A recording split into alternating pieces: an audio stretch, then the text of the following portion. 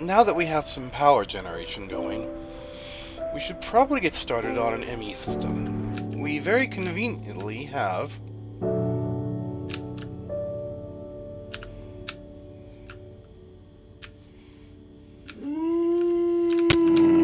oh, Jesus Christ!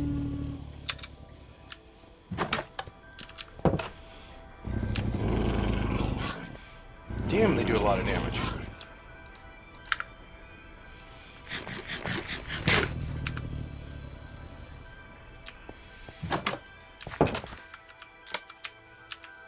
Fuck do you go?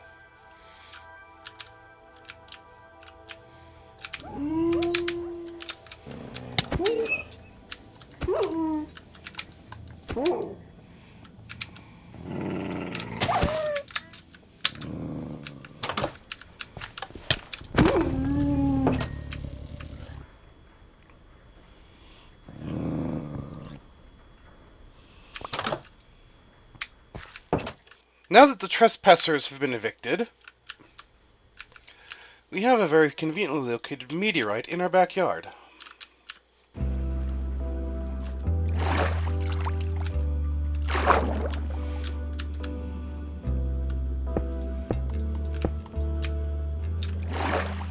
I think that's the middle of it.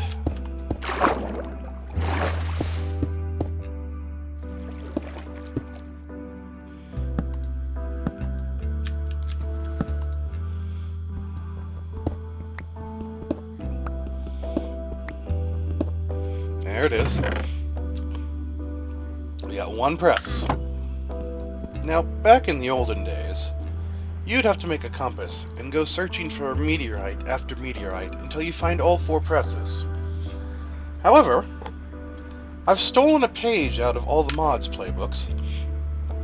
You can convert one press into another with skystone dust. Once you have a single one, you can make the other 3. Also, as usual, you can duplicate them with the inscriber using a block of iron. So we can duplicate one of these, convert the extra one to the next one, and then duplicate that, and repeat the process until we have all 4. Well, that means the first thing we need is the inscriber. But before we do that, we need Fluix. Now normally, you get Fluix by dropping charged Certus and nether quartz and redstone into a puddle. Similar to Creeping Dark 1, charged Certus does not generate naturally. You can create it sight unseen. In Creeping Dark 1, you would use the energetic infuser, but in this pack, instead, you can just make Fluix by mixing redstone, Certus, and nether quartz in the induction smelter.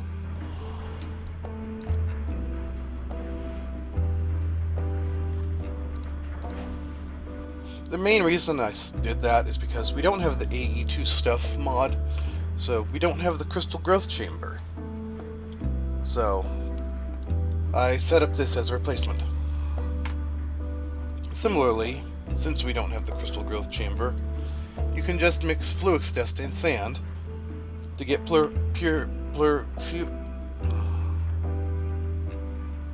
You can mix Fluix dust and sand to get pure Fluix. And the same for pure Certus.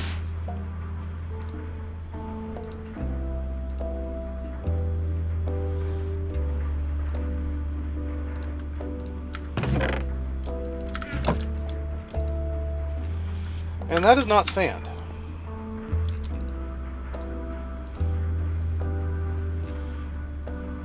Now, if you'll notice, according to the recipe, we're clearly supposed to get 2 of these, and instead we got 4.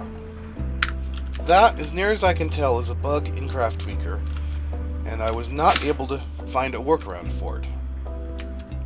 In fact, it doesn't even do it regularly. Like, if I restart the game, that bug may well go away.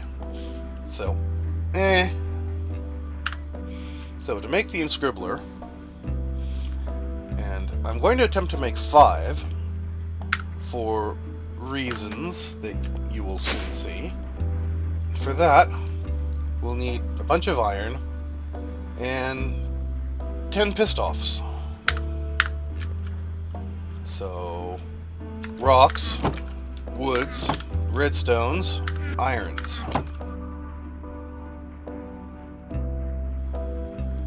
And done. Your head. So let's start by plugging it into power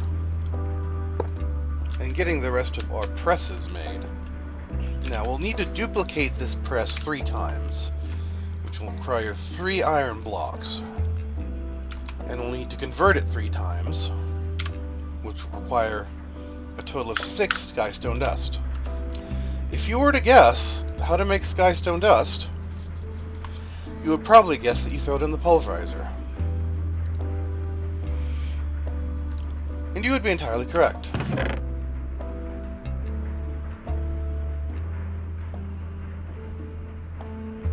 That should give us everything we need. So, dupe this one, Chomp, convert it, dupe this one, Chomp, convert it, dupe this one, Chomp, and convert it. And as you can see from the quest reward, we now have all 4. Now, in order to make processors, we need silicon. And to get silicon, we need to grind up some kind of quartz and then smelt it. So, we might as well just use our ore processing setup for that. That will grind the quartz. It'll pop out into here, which will then go into the furnace, which will then get smelted. And there's our silicon. So let's briefly go over the process of creating processors. First, let's make some pure Certus, which similar to Fluix. Put in the dust and some sand. Poof. Oh look, it created the correct amount this time. WTFE. Now the way this works is, let's say you want to make an engineering circuit. Put the engineering press in, you stick a diamond in, Chomp, you get a printed engineering circuit, and then you put a silicon press in, a piece of silicon, Chomp, and then put the circuit in with the printed silicon and a piece of redstone, Chomp, and you get an engineering processor. Now, this is a 3-step process, obviously, just to print one kind of circuit. And you need to go through this setup again to make the other 2 types of circuits. So, logic press goes in with MacLeod, Chomp, another piece of silicon, Chomp, and then you put it together with redstone, Chomp. Similarly, calculation press uses pure Certus, Chomp, Chomp, Chomp. Now, this is a rather cumbersome process if you're trying to do it by hand. And it's made more difficult by the fact that if I try to put this whole stack in, it can only hold one at a time as your input. So you can't even just put in a whole stack and let it work on it for a while. So, we're going to knock this out. We're going to automate this. Now, what we're going to do, we're going to use a handy mod that I think N Commander once described as the glue that holds a lot of mod packs together. And first, we need a controller. Now, as you can see from this is basically an RF tools machine. So we need to have found Certus to unlock it, which thankfully we have. And done.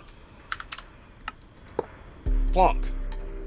Now, what XNet does is you can connect up the controller to any number of machines or placed blocks.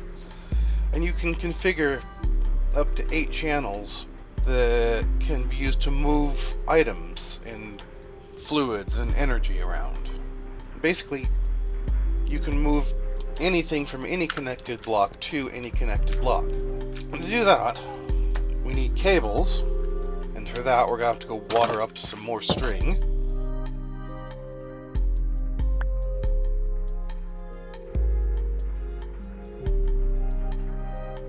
And we also need connectors.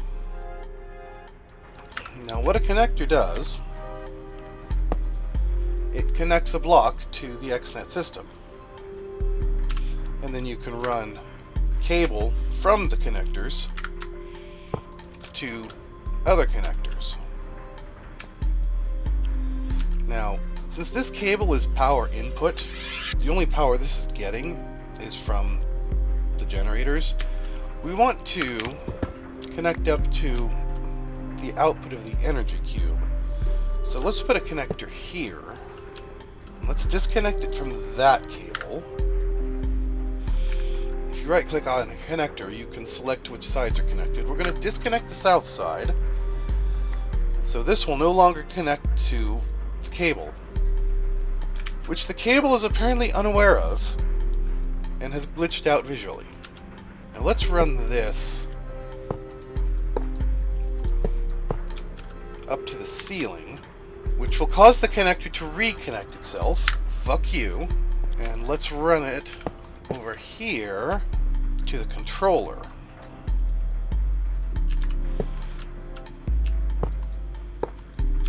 Now if we look at the controller, we can now see that the controller now sees the redstone flux cell, and of course also sees itself, because it needs power as well.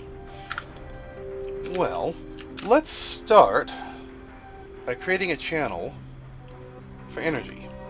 Now channel number 8 is an energy transfer channel on this controller, and it can connect energy from any connected block to any connected block. So let's pull power out of the cell and pipe it into the controller.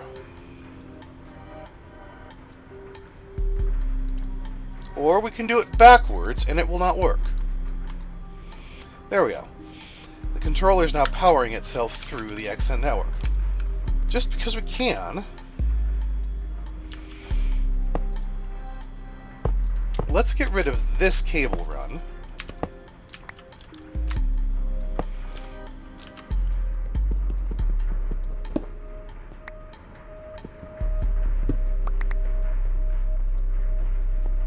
The cell is no longer getting power, but if I make myself another connector and connect it up, we now have a connection, a second connection to the redstone flux cell. So what we can do, I'll create another energy channel for pulling energy out of this cable and putting it into the cell. This is now getting power from the generator through the XNet network. Let's make ourselves another connector, but let's turn this into an advanced connector. Now what the advanced connector does, it works like a regular connector, but it has the advantage that it can choose which side of a machine it inserts or extracts from. And that is important for these inscribers, because the inscribers expect items, when piped in, to go into certain sides. So if you have an engineering press in it, it expects the diamond input to go in the side and to come back out the side to get the output. Well, these advanced connectors can connect to the side, even though it's connected on the top. That has the added advantage that I can plug all 5 of these into the one connector, and the connector can route stuff into whatever side it needs. So, let's start programming up an automated system for crafting circuits. So first of all, let's take our power channel on 8 and start using it to insert power into the inscribers. Let's also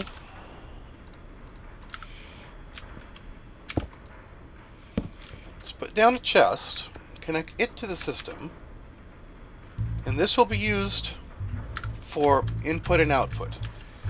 We will put our raw materials in here, the controller will pipe them into where they need to go, and then it will pipe the output back into the chest. So let's start with this one. Start with this one on the bottom. We'll have this be our silicon press. We'll call this channel raw mats. This is where raw materials will be pulled out of the chest and will be sent into the various inscribers. Now, this will be our inscriber for silicon. So we will put some silicon in the filter, so silicon and nothing else will go into this inscriber. And we will configure it to come in from, call it the south side.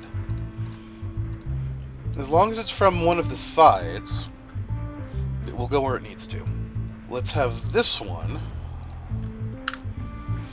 be our engineering press, which will take diamond and make engineering circuits. And so, similarly, we will filter diamonds so that diamonds and nothing else goes into this inscriber. And in fact, if we put in a diamond, nothing will happen. And the reason is, I have not set it to the right side. It needs to come from the side, like south will do. So if I put in a diamond, it goes in, and chomp. And similarly, if I put in a silicon, it goes in, and chomp. Now as you'll see, they're still in there. We'll get to that part momentarily. We will use this one here. This will be the one that puts together the circuit and the silicon to make the final processor. Now, it needs redstone to put the items together, so we'll filter redstone to go into south. South will do. As long as it's the side and not the top or bottom, it should go where it needs to. So, if I put in redstone, that will go into the middle of this one. Now all we have to do is pull this out, put it into the top of this, pull this out, and put it into the bottom of this. So, let's create another item channel, and we'll call it circuit. And what it will do, not this one, yes, that one, it will extract from the side. Let's turn this channel off until we've got it programmed. So it'll extract from the side, and it will insert it into the top of this inscriber. If I turn this channel on, hopefully, there it goes. Pulled it out of here, put it in the top. Do a similar thing. In fact, we'll create a third item channel. We'll call it silicon. That will extract from the side, from our silicon inscriber, and insert into the bottom of our final inscriber. See if I got that right. Yes. Yes, I did.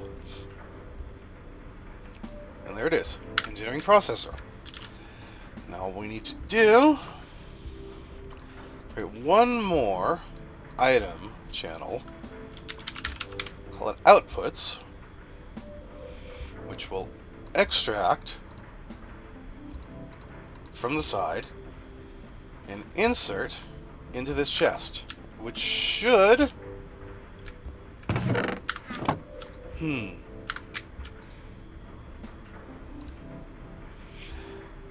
if I extract from the correct side, which should pop it into here. Excellent. So now I should be able to stick in a diamond, a silicon, and a redstone. We'll chomp them up and output that. Now we just need to do the same for our calculation circuits and logic circuits. Let's have this one be our logic circuits. So in the logic press goes. We'll use the raw materials channel once again. This time it will go in from the side, but we will filter gold in. So I should be able to just drop in a gold. And nothing happens because I've probably fucked it up somehow. Because I haven't enabled it, that's why. Derp. Skill issue. Alright, we now have a gold circuit. And once again, we can drop a silicon in. It will go in here. Chomp. And immediately get pulled into here. So now, we just need to pull this out the side and stick it in the top of here.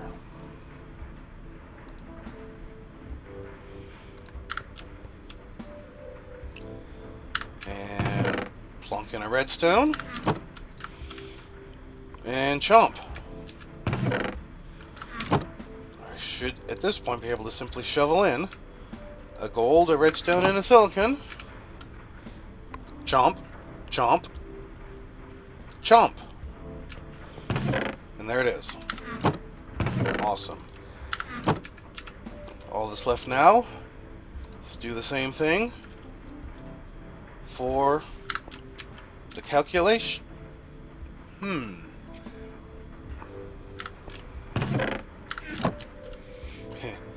It went and yanked it. Oh my god. It's yanking stuff out of the chest before I have a chance to filter the sucker. So let's turn that off. Put the calculation press in. Filter in pure Certus and nothing else. Now if I turn that on, yes it works. Also I'm going to turn on metadata matching, because I've had issues where if I filter pure Certus without this turned on, it'll try to filter any AE2 item into here because it sees them all the same for technical reasons. But if I turn on matched metadata, it will be that and only that. So that means I should be able to go plonk, out it goes, in it goes, and chomp. We just need to pull it out the side. It should go into here. Put in some silicon and some redstone. And chomp. And chomp. And there it is. We have all three processors. So now we have a setup where we can just dump the materials we need in here, and it will churn out the circuits without me having to be there. The best part is, once we get our auto crafting set up, we can just slot this in to our auto crafting by putting an interface here, which outputs into the chest.